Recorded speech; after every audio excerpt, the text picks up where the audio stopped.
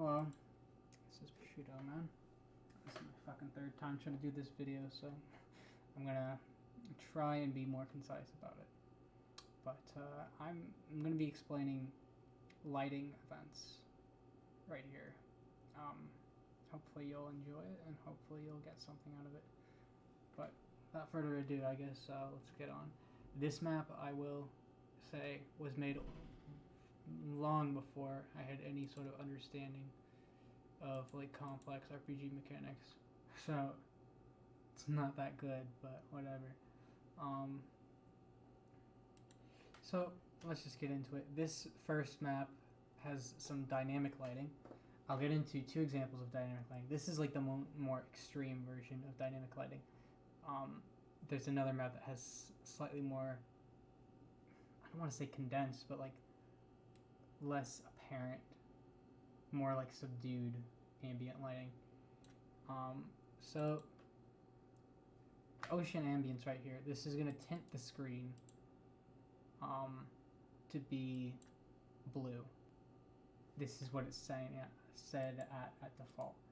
Then 10 seconds, we wait. We're gonna increase that brightness.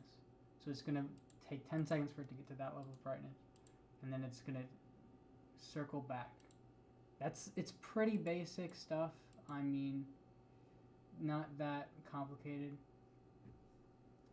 And the trigger is always going to be parallel process for stuff like this, because you want it going on while the player is exploring. You don't want it to interrupt or anything. Bubbles, this is another parallel process event. What this is doing is, this is more complicated, this is more setup. It's going to show an animation on the player called Ambient Bubbles. Ambient Bubbles, I'll go into the menu and show you where Ambient Bubbles is. Ambient Bubbles, yeah, it's right here. So Ambient Bubbles, it just makes a little bubble and it plays a sound effect on the third frame. And this is a 20 frame animation right there. And it's just, basically what it's saying is it's targeting the player's position and it's summoning that animation to him.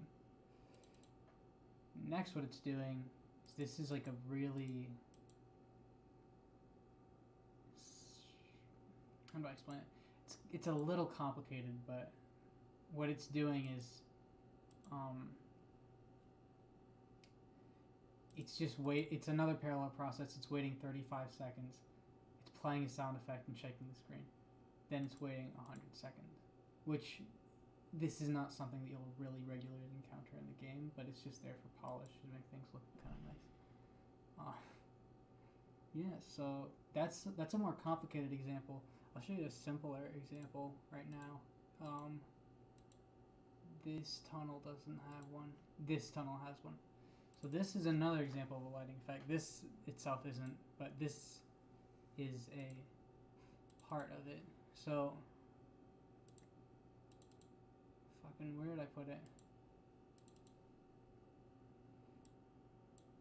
Right here, right here. Sorry about that. So this is gonna set weather effects to none, which I usually do on indoor locations when I'm making a game. Then it's gonna tint the screen. It's gonna basically make the screen dark. Wait 2 seconds.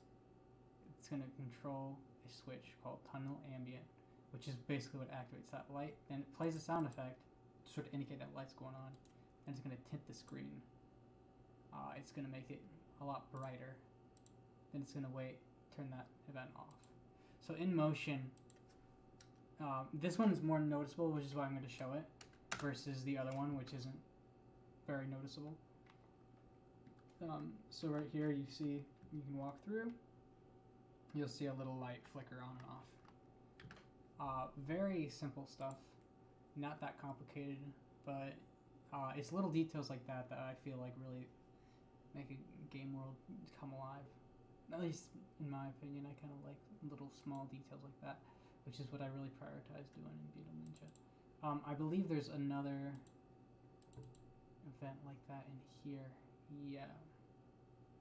There is, but I mean, it's not as important. There's a cutscene in here. Maybe I'll do a tutorial on cutscenes at some point.